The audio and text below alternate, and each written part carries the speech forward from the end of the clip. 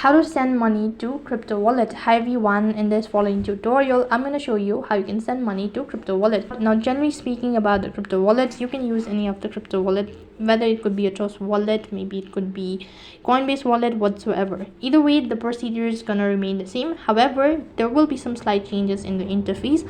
As mentioned, the interface will remain the same. Now first of all, you need to go through this criteria. Make sure that you have enough funds. Along with that, you need to make sure that your account is verified and that you're connected to an internet service. Now then, to begin with, let's go with the Coinbase wallet. Now I'm going to show you how you can actually send money to crypto wallet.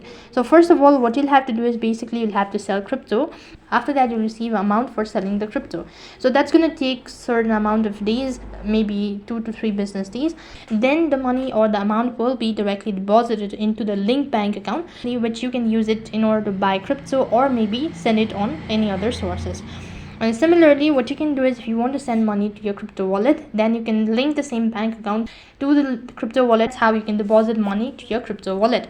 So in that way, you can send money to your crypto wallet. That is all for this video. I hope the video was helpful.